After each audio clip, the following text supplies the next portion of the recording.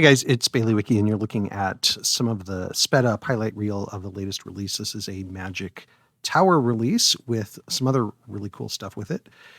Got tons of assets, tons of ways to make an unlimited tower, but we also have this new thing called unlimited terrain. I'm giving you an entire tutorial today on that. It's a separate video. I'll link to it here.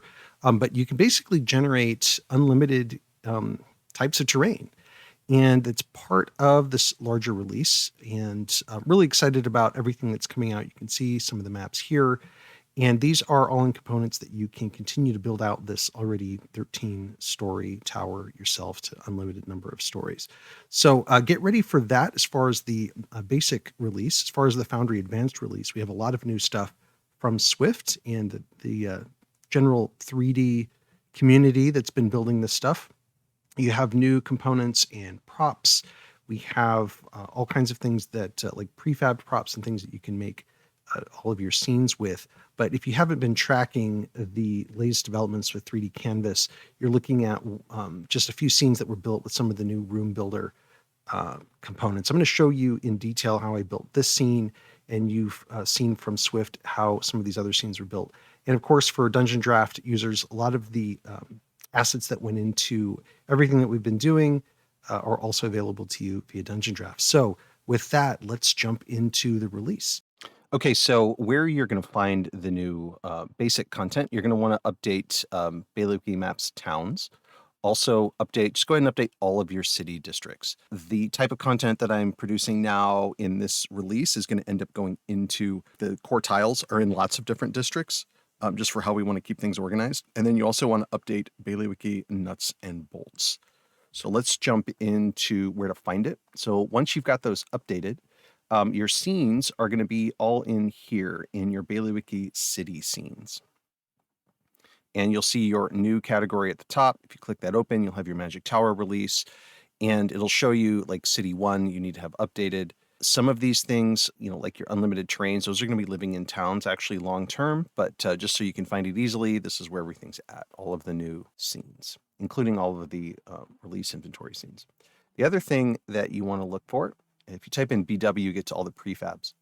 The one that has all the new content is dedicated to new content, and if you open that up, you'll find all of your Magic Tower rooms, including some tile sets of rooms. And then you'll also find all of your furnishings. And you can see over time, these are going to go into different places, different compendiums, some into the scenes, cities, things like that. You'll be able to find them just looking for furnishings and special or nature or buildings and facades. They'll be easier to find under those categories long term. But if you're looking for just the new stuff, you can find it all here, and you can get a hint on where it's going to live long term. Just to show you, in case you don't know how to do it, to import everything, you can click this little icon here, and you can import everything into your world, and it will come into your actor tab here. Sorry, this is a little bit messy with all of the other stuff that we've got deploying this month, but you can see everything is here in my world. It'll be in the same folder structure that you saw there earlier when you import it into yours. Okay, so let's walk through what's new. So just as a reminder, you do want to have mass edit and token magic effects updated if you're going to use all this new content, because I'm going to be using those heavily. I've done a complete tutorial on that you can watch separately. So first of all, here in our first inventory scene, we have all of our furnishings and plot hooks for the Magic Tower. You can see you have all these laboratory elements, right? Different types of like torture and experimentation beds. These are meant to be kind of electrodes, and here's like arcane reactor. Here's pipes that you can fit into the wall. And these are all just tiles. So it's a tile set. You import it, you release it by with token attacher, just hitting the garbage can. It'll release all of those attachments, and then you can copy and paste and move them around and resize them as much as you want. You've got your magic laboratory tank. This actually has two different tiles. It's an overhead and another tile, a background tile. So you can actually put things inside of it. Comes with a light that makes all this like eerie effect, but these are also recolorable, right? So you can go to your Dungeondraft recolorable thing. Let's say we like this blue color, and we want to make the base the same color. And now we've got a nice blue vat. Of course, you may want to change the color of your light as well, but that'll give you the same item that then once, if you leave it as a prefab, then you can just copy and paste this prefab. You can hit Control C, Control V, and it gives you the exact same configuration that you just did. So that's how you can make multiple vats. And I've used these in a few different places in my release. You also have this whole contraption, which is what I call hands. And there's actually two different versions of it. So if I turn on quick edit mode, when I right click, I'm using multi-face tiles here. I can have the hands either over a giant pit, or I can have them just hovering over a blank space, so you can put it over anything else. And you can scale this up really nicely, but it does come with this floating ball in the middle, and that ball has a special Token Magic Effects filter applied to it. I've called it Magic Floating Object. If you just look up floating in my nuts and bolts compendium, you can find Token Magic Effects Floating Magic Object. This is a square tile, so you can literally just open it up and put something else in the middle of it, and it'll continue to float. If you want to replace it or delete it, you can certainly do that as well. This ball can be colorable as well. There's a version of it in here. Oh, it's called Sphere. So here's a colorable version that's got red in it, and you can make it something else. But again, you can put any magical item in here and it'll float. You do have this light. You can turn it off and on, change its parameters and anything like that. But it's nice because you can, just by increasing the size of the prefab, you can make something, pretty large and monstrous, right? I'm just changing the width and height of the control token, and it changes the dimensions of everything else. I think you'll have some fun with that as a plot hook. We also have desks, right? So this is sort of a wizard's arcane devices desk that would go in one kind of themed wizard room. Here's one for arcane maps and scrolls, and then you've got one for sort of a necromancer's setup. Now I also am introducing prefab furnishings. So this is for beds and bedrooms. These are all colorable insofar as, if they have red tiles, you can recolor them.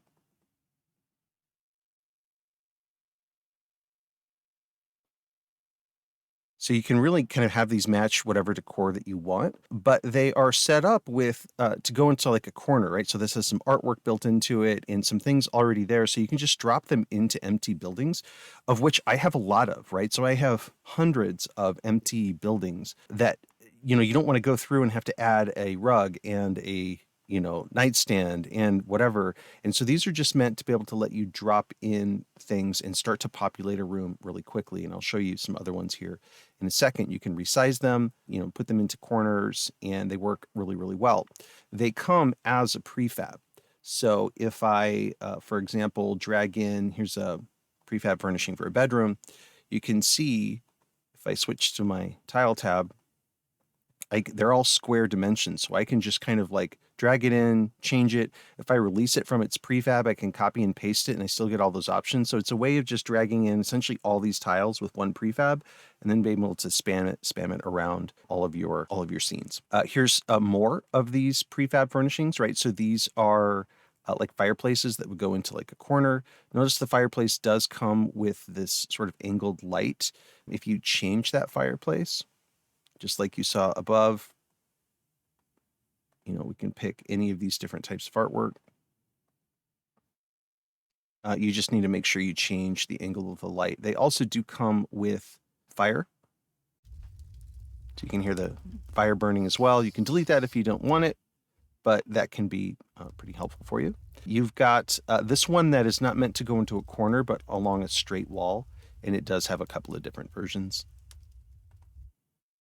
And you can just see what the rest of them look like. Again, these are all of the rest of these are just embedded in those options that I showed you earlier. And you can just search for fireplace and to be able to bring those up in the prefab list.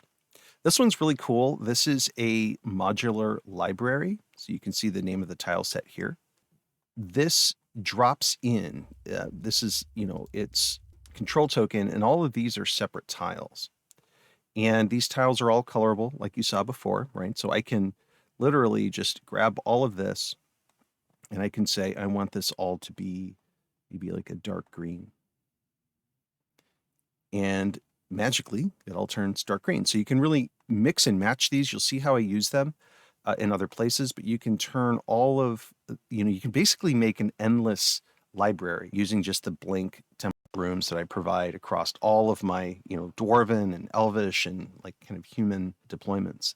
And these are all just pieces that you can spin around and move around and duplicate and everything else once you release it from its prefab. I did include the book, so I did create a bunch of new books this month, and you can see I just wanted to be able to put artifacts in the library that, some of these are colorable, but that are discoverable. You can make them active tiles, right? So if someone clicks on this book because they happen to notice that this book is, sitting here amongst all these other books, they happen to click on it and they find out that they can read it. So you can have it open up a journal entry or or cast a spell or be cursed or something like that. So that's what this is for. And again, you can just copy and paste it and then change, the style all you want. I also provided that book as its own prefab. So if you want to just drag a book into a particular scene, you can do that with that prefab. Again, it's just look for book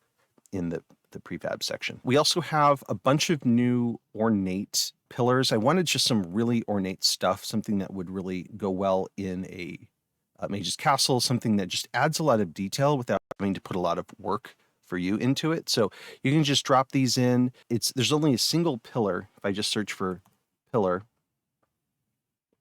there's really only one, and it's this one right here, and it's got all of the other pillars in it. So you can just drop it in, change it to the style that you like, and then just copy that prefab over and over again. Some of them are colorable. You can see like this little red light here. Anything red is colorable to another color. I included also the statue. The statue is its own. You can recolor all of these things as well. But we want a purple color. And then it will apply to anything else that is colorable, right? So this one has these little slight red lights here, or gems. They can be colored as well. And then you've also got this, I just wanted sort of a natural type of pillar. I thought you might want to use that. So this is something that can go certainly in a regular scene, but I just wanted something that, might be like, natural trees growing up in the ground. And each pillar has kind of the two varieties of these trunks. And then you also have these prefab like necromancer, magic skull circles. These all come in a single prefab. You can just right click it and get to all the rest of them here. The red ones are colorable, which is nice because then you can drop them in and, just kind of have them fit exactly, the decor that you're looking for. And they do come with lights already in them, which you can change around. But just to make things easier, again, these are just like plot hooks that you can drop in and all of a sudden have something interesting happening where you didn't have it before. And finally, we've got some really great Michael Gelfi audio. This is to help support the new terrains. And this is just like, Michael Gelfi just came out with these. There's a ton of stuff that he's got. If you haven't checked out his Patreon yet for ambience. But this is just, if I'm going to generate a random terrain, I want some really good stuff to go with it. And last but not least, I did make a nice, convenient toilet prefab for everybody. So as you're working in these empty buildings and your players are saying, where the heck are the toilets? You can just drop them in. It's got a couple of pre-made walls. And this is just meant to go into the corner of something already established. You may have to drop more walls to finish it, but you now have a prefab toilet. Next up, we have our portals, monoliths, and telescopes, also magic circles, which we just added. This is an expansion of the magic circles. Wanted just more that were kind of more arcane or necromancer kind of feeling. So we've got some great new shapes and symbols here that you can play with and drop in. They scale really well. You can apply effects really, really well. They're colorable, they're tintable, just super flexible. And they give you just these little touches that you can add to a scene to really kind of change the motif or imply something nefarious going on. You have all these new monoliths. We're calling these dwarvish because they kind of fit that style, but they do come in prefabs, and you can drop them in and just notice that there's two components to those. You do have this overlay, it's colorable, and then you have the thing underneath it, right? And the thing underneath it has different varieties that you can pick from. So if you like these and you want to use these, you can change them around pretty easily. These are more top-down versions of those, and you'll see me use these more often. But again, these you just drop in the same way. And these are overhead tiles already, so you don't have to worry about it. You can just like put them over walls and they'll automatically work. Your players can just like walk underneath them and not even realize that they're walking underneath just a door. But that's what those are. And just look for portals if you're ever looking for those. Here's some more elvish varieties of those. You notice that these medallions do come out by themselves. You can use these in other ways and capacities. You can have effects applied to this. So like if this is sitting here in the middle of that and we want to apply effect to it, like let's just do fire. All of a sudden we see that maybe there's a portal into a fire plane, right? So that's what those are for. And those pieces do come with the prefab kind of a separate component. So remember, if you want to get to those tiles, you know, all of these are in here, but you just have to move the medallions out or delete them depending on what you want to do. The ones with red are colorable as well, of course. We've got a bunch of telescopes. Those telescopes are all deployable, and multi-face tiles, you got all the different colors. They're colorable, so you can change their colors to whatever you want. I also made this fun little orrery. You can resize this to very large or very small, but this is essentially just a bunch of tiles that are being animated with Ripper's tile scroll module. So when you drop these in, these are like, I don't know, like 10 tiles that are all set up to just kind of rotate around. And you'll see them, this being used in other, I made a really cool, I think, scene that I'll show you later that's got this orrery as part of it. But you can see you make it very large or very small, and it's just super effective as a plot device or something interesting to be in the room when your players walk into someplace. We also have some of these, we're calling these orcish monoliths. These, maybe you could call them pedestals, but these are just more things that you can drop in, be able to put like a pit underneath them. Here's those balls that I was showing you earlier. And this one here is colorable as well. They both come in the same prefab, just look under sphere. Next up, we have the core of the Magic Tower system. These are the rooms that form the basics of the tower. Now, I used this image as sort of inspiration for how I wanted this tower to work. This idea that you have this like stone center tower with the ability to kind of build onto the edges of it, right? Whether they're wooden rooms or other types of extensions of those rooms. And I wanted it to be in a way that I could have very large, like kind of battles and spaces to move around in and decorate. But I also wanted to be able to then confine it and control how players moved and maybe redefine how those spaces actually work. So all of these are available as prefabs. And if you go into the release,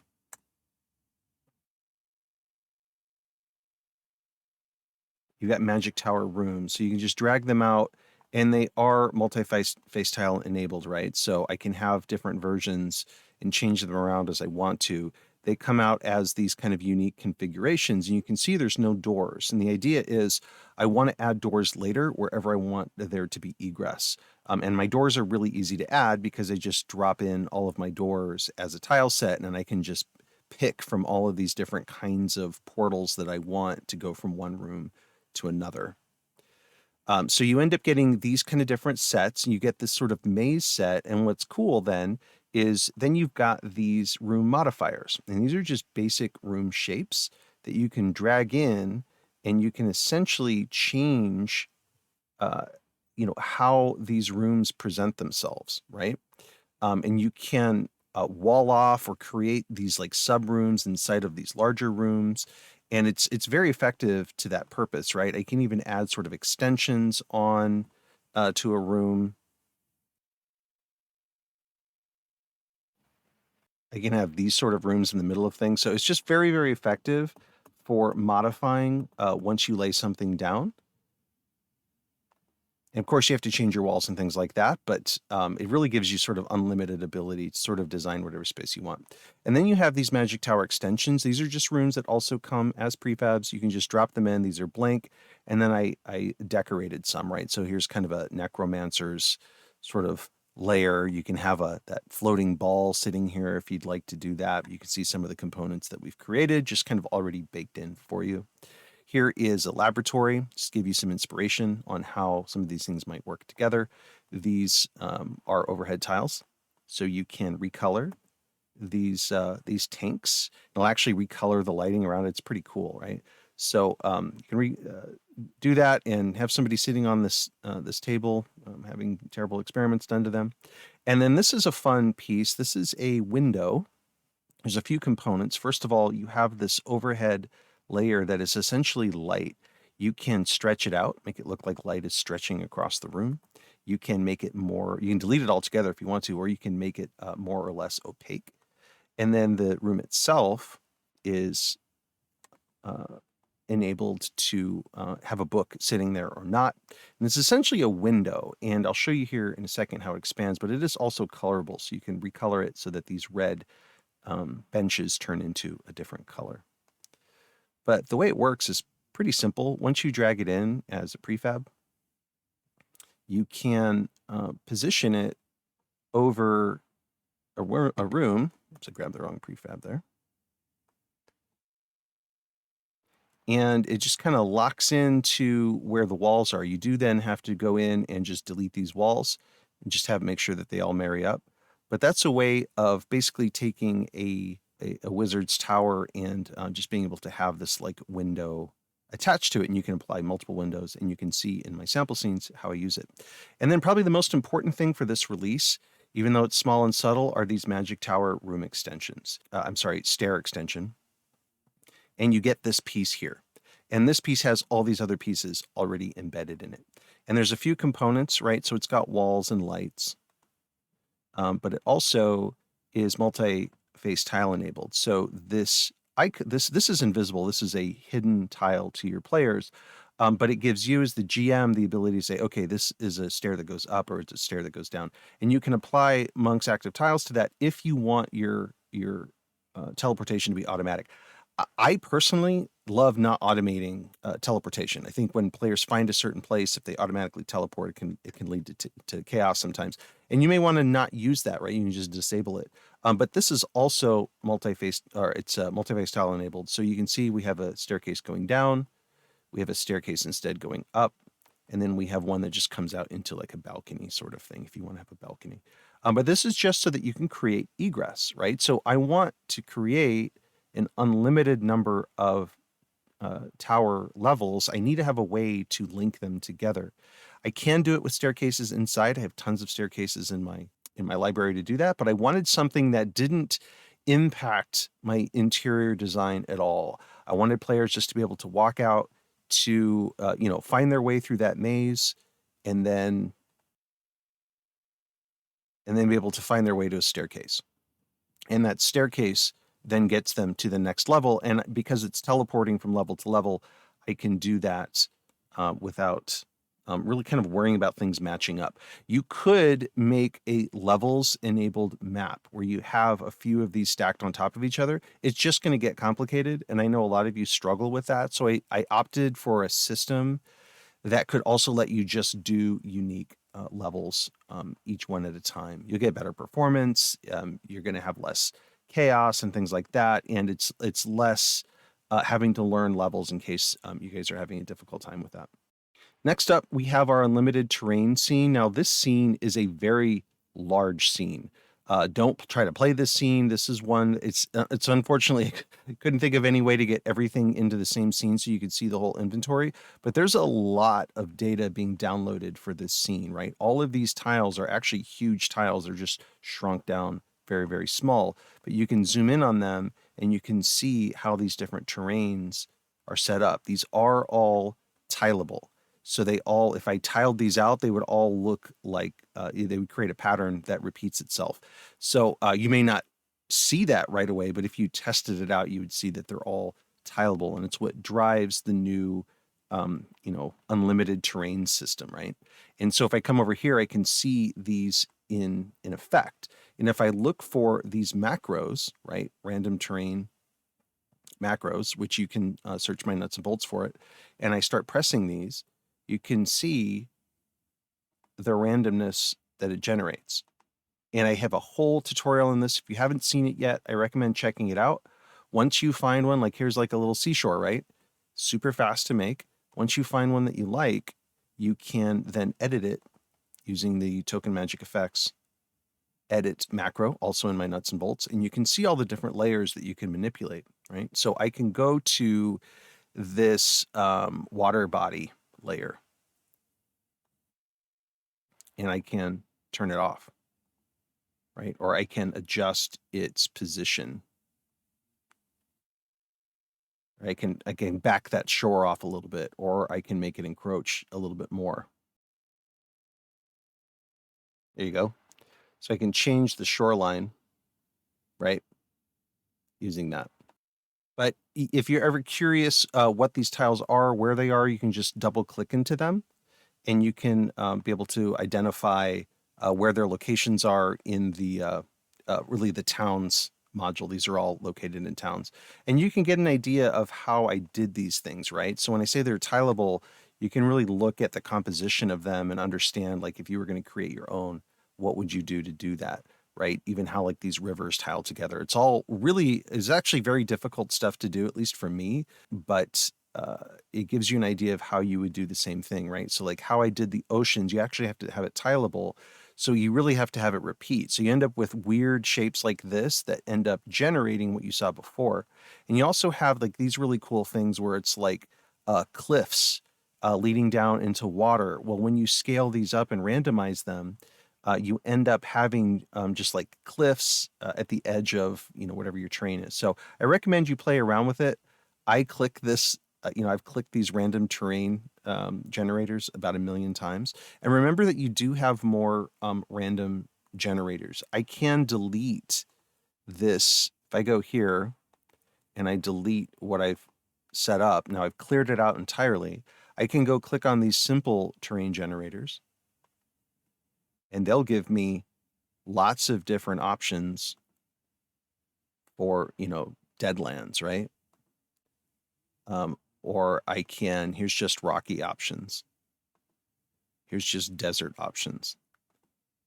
Really great stuff as far as being able to put up a desert camp instantly, right? Here I could put a camp and have some really cool things tactically happening elsewhere in the map, again, using like elevated vision. So check out my tutorial on how to do this in its entirety. I did give you this special scene, and this is unlimited terrain template. And this lets you have just a scene that's already set up with everything that you need, right? And it's really just one tile. And you can change the dimensions of the scene and likewise the dimensions of the tile to make this very, very big or very, very small. But because this is just a single tile, you can come in here and you can just start, spamming your automatic terrain generation and just keep going until you find something that you like or something that you want to modify. Likewise, you've got the snowy one. Don't forget about that. And then, so like, here's the idea of you have snow up here and then you have this cliffside leading down into water, right? So feel free to play around with it, but that's how this essentially works. Okay, so now let's walk through the tower levels. This is your first level of the tower. I give you a bunch of tips on what's happening in here and things that you might want to pay attention to or change or modules that you might need. When you're ready, you can just click this icon and it will delete all of the map notes so your players don't see them. But just to let you know, on this first level, this base scene here is using the system where we can change the terrain, right? So I can have this wizard's castle be entered from a really nice sort of grassy area, or it can be sitting in the middle of the desert, or you can change this, right? Maybe this tower moves magically throughout the world, right? So these are things that you can do just by manipulating the ground floor here. The idea is that your players enter.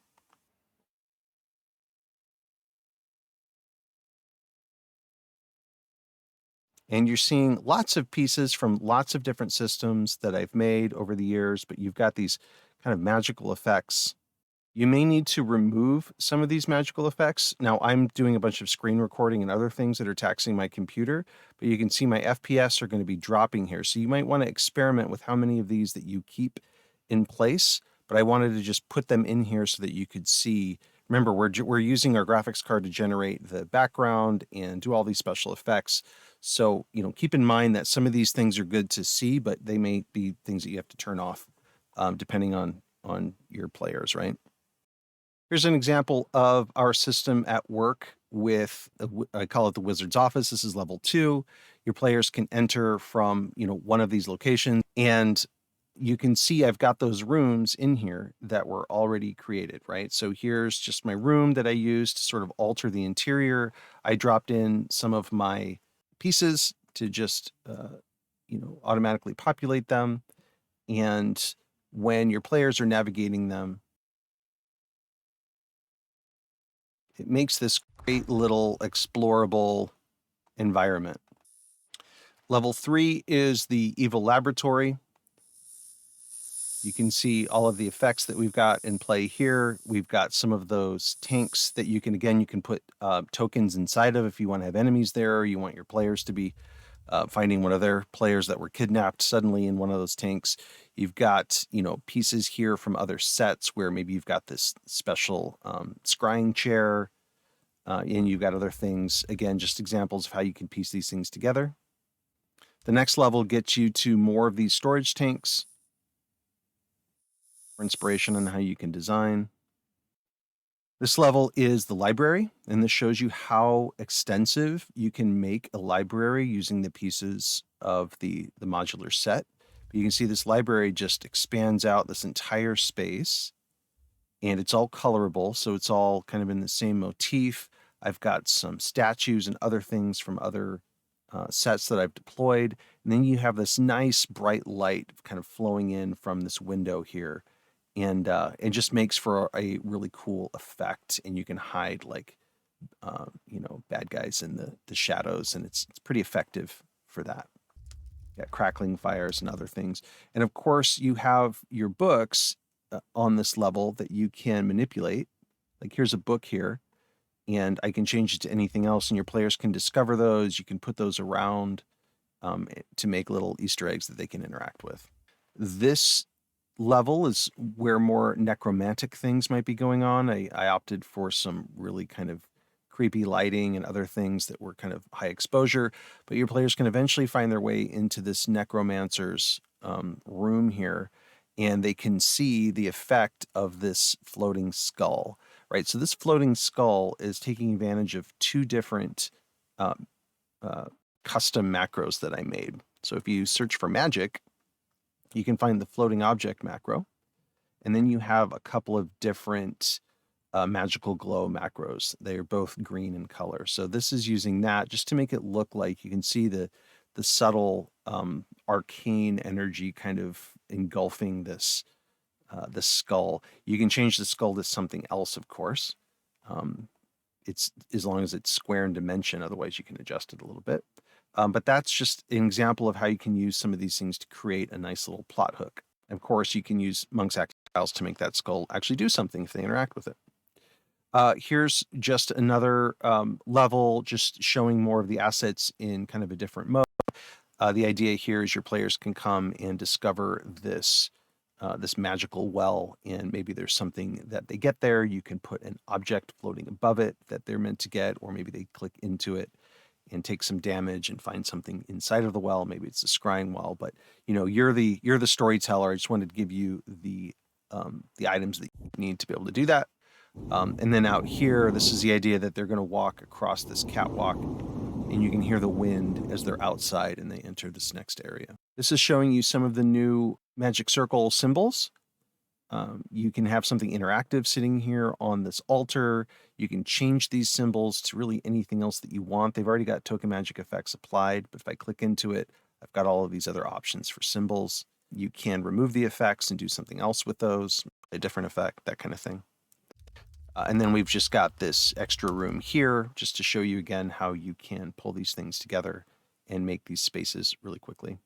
This is more of a natural magic room. Your players would end up entering from this side. They can't get through this locked door until they make their way around and into places like this, right? So if I drag my player out, I've just got more of those magic circles with different effects applied. Again, you can change those tiles to something else.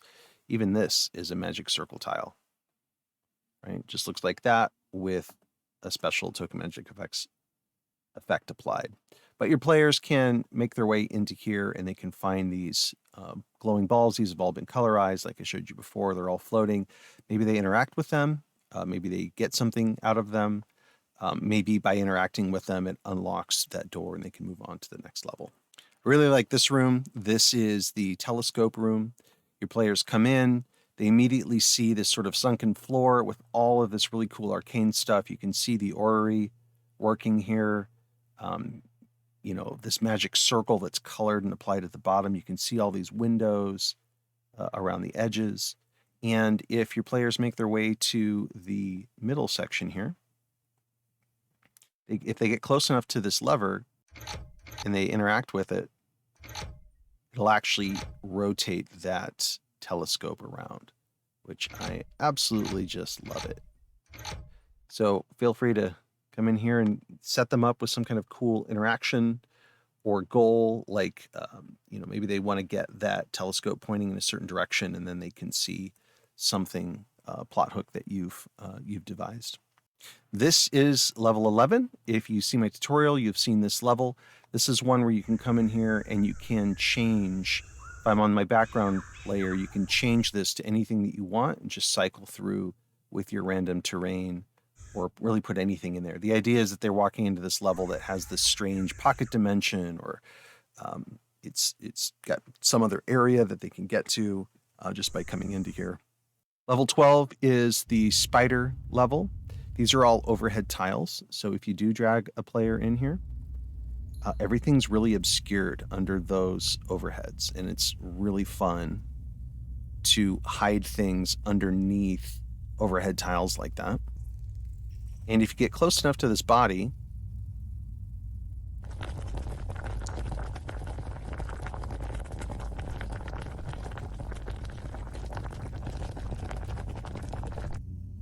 it actually damages your players and releases a poison gas. This body, by the way, is a prefab. You can find it. Yeah, it's called poison body. And you can just drag it out and it has all of the pieces that you need to make it work like that. So feel free to use it in other maps. And last but not least, I wanted to show you a great big room. It's actually oversized. I scaled it larger. I'm using all of these other pieces from other sets.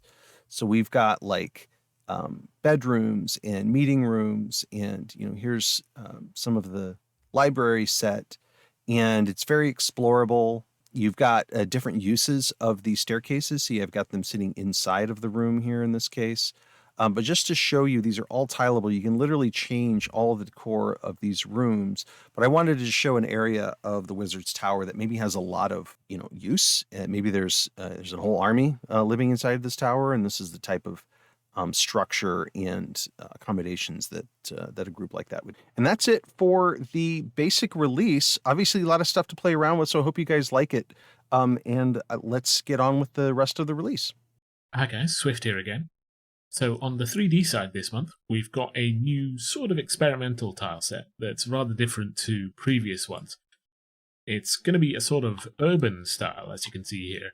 So it's exterior focused, but we've got streets and sidewalks and town walls and such, as well as buildings that are both for decoration, like this one here, and that are functional, like this one here. This building here has an interior, and is currently set up with levels so that if you drag a token in there, let me just move that guy in there, that the upper floors and the exterior wall disappear so that you can see inside. It's scaled such that you can put any sort of floor inside here. Like, for example, these floor tiles here, if I were to drag one of these over, then that neatly sits inside. So, you could put whatever floors you like in here. The idea with these buildings is they're intended to be modular and, multi-use, so that we can get more uses out of the same asset. Just for a little bit of information as well, to get the effect with the upstairs and the exterior walls disappearing, the enterable buildings are in multiple pieces. Like in this case, the upstairs is a piece, the exterior walls are a piece, and then the interior walls and the foundation are a piece. And the way that I've got this set up is I've got the exterior, or the upstairs, sorry, in the overhead settings. I've got it set as an occlusion link ID and the occlusion link source. And then I've got the exterior wall set with the same occlusion link ID, so that anytime somebody steps underneath this upper floor, the exterior also disappears. And then that's set up. This will all be set up in the prefab versions of these buildings, of course, but if you wanted to make yourself your own one, then that's how to do it. Next piece over is some city walls. We've got a tower with an extension designed to go underneath it. So the idea is, if you want to put this tower somewhere but it's not tall enough, you can just put this extension underneath it there, and then, extend that down as far as you need to. Similarly, we've got a castle wall here that you can just sort of plug in there, and an extension that, again, just sort of like fits on underneath it. And we've also got a version of the wall with a gate, so you could put a wall through it, for instance. And these all snap to the grid, so they should be super easy to place. We've also got some shorter wall pieces over here with little ledges. I've used these as like the retaining wall on the coast, and also like as a separator for different levels in an urban environment. But I'll show you what I mean for that in a minute when we go over the maps for this month. Back to the left over here, we have all the street tiles. Since it's quite important that the textures line up, these are all directional because they're bricks, we do have separate pieces for each facing and variants for that. So we've got straight curves, outside curves, inside curves, and then obviously just the blank piece itself. Over here, we've got road pieces. We've got two of these road pieces and a grass piece. The trick with these is that this version is slightly lower than the other one. So the theory is that you just put down a piece of curb like this one here, and then all you need to do to get a road on it is just drag it over, and it's automatically scaled so that it fits in perfectly. Just like that. Similarly, works with the inside corner as well. All just snaps to the grid, super easy to use. Likewise, we've got a couple of different wooden floors, obviously mostly used for the interior, but you could use these in any scene, of course. I'm quite liking the lighter wood. It's, I quite like lighter wood colours myself. And then over here, we've got a few kind of freestanding curb pieces. So you can put those on the edges of any sort of block. So you can make a kind of street setup with any kind of block, really, using these. Onto the general furniture props, we've got a bunch of pieces: bookshelves, tables, crates, barrels, chairs, as well as a bunch of clutter objects that are intended to go with them. For example, this shelf here. If I put this shelf down somewhere, like say I've got it up in the air like it's on a wall, and then I take this piece of shelf clutter, I can snap it to the grid to the exact same location, and then I just need to shift it down a little bit, and that's all lined up, and you've got a pre-decorated shelf. You could put that on a wall somewhere, makes the place look a lot more lived in without having to fiddle around with tiny objects like these individual herbs, for instance. That's a similar idea with these pieces of clutter over here, for instance. These are perfectly sized to go on this table, for instance, so that you can set up a kind of tavern cafe sort of arrangement there. Or things like these jars, perfectly sized to fit inside this crate. Or even this pile of crates over here, which are perfectly sized to fit inside this cart, so that you can have a loaded cart that you can then move around, place, rotate, all that sort of thing. The pre-made clutter kind of idea is a good one, I think. Making this sort of thing with very small objects arranged in very precise ways would be really quite fiddly in 3D Canvas. So what I'd like to do in future is just make more of them myself and then save them out as prefabs for you, so that you can just drop down pre-cluttered objects into your scene to get some really quick decoration going.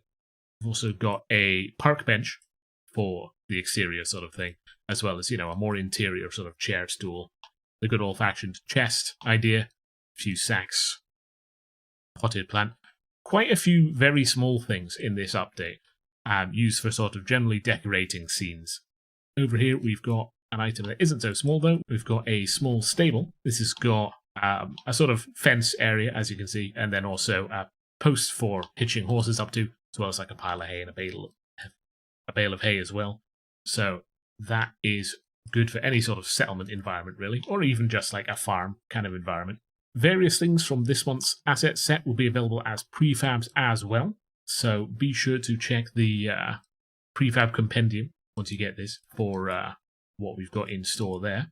For now, though, let's have a look at the maps. So this first map is a city street scene made using those assets we were just looking at before. As you can see, we've got a road through a town with some green spaces, some coastal walls down into a river or a lake or the ocean, and a tavern next to the town gate. Of course, the tavern is fully furnished and ready to go. Let me just select a token in here. We've got the floors in, we've got furniture in there as well. Similar stuff that you've seen in the previous scenes there. And that's just enterable by walking in through the door directly. I do kind of like the idea of this map being host to a bar brawl that spills out onto the streets. Or maybe the opposite, some people from out in the streets are attacking the tavern that maybe the players are holed up in. There's also, of course, a stable next to the town gate, very important, decorated with some hay and posts and such. In the back as well, we have a bit of green space, so that's like the edge of the map there. And then down here we've also got the cart down on the road, loaded up with crates and chests and such. So that is the first city map we've got. I'm hoping to make more of these in the future. For now, we're going very, very simple. It's a sort of experimental tile set. Let me know what you think of this tile set, by the way, in the comments or in the Discord or anything. I'd love to hear it. Next up is the Delian Tomb. This was shown off in a recent video talking about the Dungeons and Interiors tool, and I got a few requests to make the map itself available, so here it is. Fundamentally, you'll find it's very simple, which I hope encourages people to give the map-making tools on offer a try. Once you see how simple this map is to make, you'll realise that you can definitely do this yourself. The map, of course, is entirely functional. Maybe a good map to try out 3D as a concept. All the doors work, for example, all the corridors, all that sort of thing. So you could just run a session in this as it is right now. This next map is one I quite like. It's a cave interior made entirely using the Dungeons and Interiors tool and some of the rock assets from the 3D Canvas map-making compendium, along with a bit of lighting for great effect. Personally, I kind of get Neverwinter Nights vibes from it, which is definitely a good thing in my book. It's a multi-level arrangement, so we've got a lower area down here with a ramp up to a higher area, which has then got a sort of raised area in the middle, in the upper section.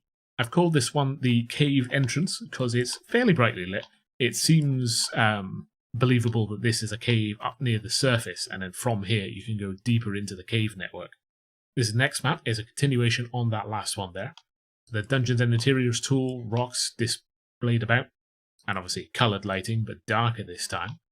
It's a slightly more complex level setup. We've got 3 different levels here, a lower section and an upper section, separated by ramps onto a middle section here.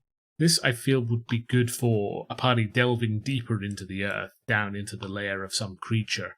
Or obviously it could work the other way, the party climbing up, ascending to the surface. Very practical map, I think, and very atmospheric as well. I hope you get some good use out of it.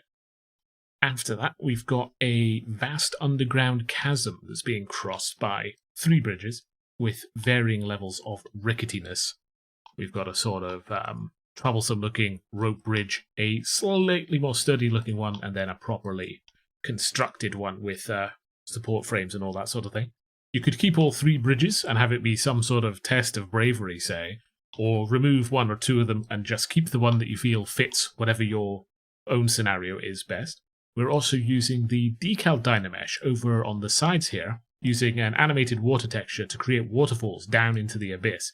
Just a kind of another good example of the kind of things you can do with the tools that are in 3D Canvas here.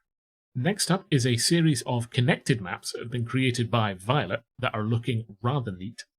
To start with, we've got a bridge crossing a chasm river leading to this castle wall with this very sturdily barred gate. We've got some mat-controlled braziers here as well. These buttons are obviously only visible to the DM, and if you click on the green, the braziers light up. There's also ones up here on top of the walls, and if you click on the red, they go back out. Very simple, but very handy feature, I think. Over here, we also have a white area here. This is, again, mainly visible for the GM, but if a token is near here and clicks on this, then they get transported to the next map in this little mini-series. The next map being further down the wall here, at a quieter end of the castle. We've got a rope bridge over that same chasm river here. It's a little bit narrower at this point. A nice forest environment with some stone path going through it. And some conspicuous stones over here leading into a dark cave that if a token gets in here and clicks again, they'll end up transported to the next map. The next map being the Castle Cave, a dark and damp place with a sort of dock here leading out into the river that we just saw outside, with some stairs leading up out of the water. We've got some flat areas that you could put NPCs or creatures on, and then stairs leading up that split off in two directions. One over here leading to a gap in the rocks with a table and some chairs here. So this could be either castle guards or perhaps the smugglers that use this cave hanging out here.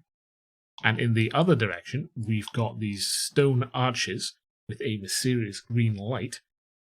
Similar with the previous ones, this is another transition to the next map. So if you move a token up here and click through, then we arrive at the Castle Sewers map. This one's been made with the Dungeons and Interiors tool, as you can see, as well as a bunch of tiles. And this includes some use of green lighting and these green liquids here slowly flowing through the place to give a very sort of classic sewer feel to the place. There's some passages leading through to this central area with some pillars and a much larger area. And then up here on this raised area, we've got a staircase through to another transition that we currently don't have a map for this transition yet, but obviously you could use this to use your own maps, of course. Very much encouraged to do that sort of thing with any of our maps. Use them for your own purposes. And that about covers the little mini-series of connected maps that we've got from Violet this month. And that about covers the quick overview of the 3D update for this month. As ever, I'd love to hear any feedback, comments, questions, anything like that you might have. You can either comment those below, or in the Discord, or any other method you like. For now, though, I'll see you all later. New this month in the Baileywiki Assets A Dungeondraft pack is an expansion of the Magic Circles collection. There are 10 new designs, each with the 9 full variants, the same as the original collection of Magic Circles, and you can see that these have a variety of new shapes and designs for you to incorporate into your maps. It's a great way to add some extra customization to a piece, whether that is customizing an altar or a table, or making designs in a floor space. Just like all of the rest of the Magic Circles, these are fully colorable, so you can tint them to any shade that you would like, including any of the presets within Dungeondraft or a custom color. We really like the effect of editing the opacity as well, so that's a really nice trick to have in your toolkit. There are also, of course, 3 already transparent designs, and that is the embossed colorable, and engraved versions to add a feeling of depth to your designs. The embossed colorable can be particularly powerful for changing things and suiting the raised effect for a particular material that you have underneath it. All of these can be found in the Overlays tab, just like all of the ornamentation pieces and all of the old Magic Circles. And there's also now a new tag for Magic Circles since we have so many of them. Also new this month are some smaller objects such as these bone pieces for a staff, writings for books, and new telescopes that have a variety of functions. We have 3 different metal types available as the full telescope, the lens itself, and the tripod, and then each of these have colorable versions so that you can have a static metal and then change the leather wrapping on different pieces to be able to change the decor for whatever your map requires. You can find the staff under the bone tag,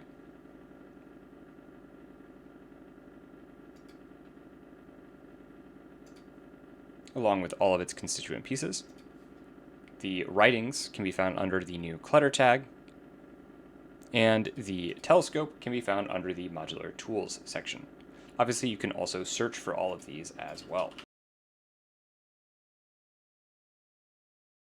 Another big expansion is what we are calling monoliths. These are found in the structures tab, and these are large structures that are developed as kind of keystone features within a map. You can see these are drawn with a little bit of a perspective to it to give a sense of height and grandeur. And there are a wide variety of combinations of materials and extra ornamentation pieces that you can see. There are the perspective versions, and right now we're looking at the different top-down pieces, so you can use them as traditional doors or extra large doors depending upon your needs. All of these also have a variety of pieces that you can use to kitbash your own from these special symbols that ornament the monoliths and the metal pieces up on the top. You can use this to create your own designs or mix and match things to get it just the way you like. There are also versions that do not have the legs on them, and these work really great in a virtual tabletop for a magical gateway that people can go through. Of course, a magical gateway isn't complete without having a magical portal beneath it, and so there are also portals in 2 static colors, blue and green, and also a colorable version that you can tint to whatever color your heart desires. Again, you can find these in the Structures tab. There are also Elvish monoliths that are a little bit more ornate, and similarly, these pieces can be kitbashed or used individually if you want to customize the design or use these elements in other creative ways. And there is an Orcish version of this that has a more natural bent to it that also has colorable and static versions. The final monolith or portal is actually one that goes in the floor, and it has a much more natural bent with some wood elements. And there are colorable and static versions of this and its portal in here as well. Finally, there are also new paths that match the new wooden portal on the ground, and you can use these to add roots or other bits of wood to your maps for a more natural look. And of course, they come with appropriate shadow paths as well, so you can have nice, crisp, clean shadows for them. And you can find these in the Paths tool towards the bottom, just above the other Baileywiki wood paths. That's going to conclude this month's release for Dungeondraft. As always, let us know what other assets you would like to see added into the Dungeondraft packs, and if there are any other changes that you would like to see us make. So hopefully you guys enjoyed that. I can't wait to see what you come up with, whether it's with the Magic Tower release or the unlimited terrains, or with all the new 3D stuff that you can make right now in the Dungeondraft stuff. There's so many things that you've got to play with at this point. Really excited to see on my Discord what you guys come up with and what ideas you have for future developments here. But thanks so much for all of your support to all of our Patreons. I mean, we're really plowing ahead of everything else right now in BTT, and it's really our Patreons that are fueling all of this innovation, not just by supporting us financially, but with the ideas flowing on our Discord and in our community. Just couldn't be more excited about Foundry, about BTT in general, about the direction that we're all going from a creative perspective. So thanks again for everybody, and until I talk to you next time, have fun making your maps.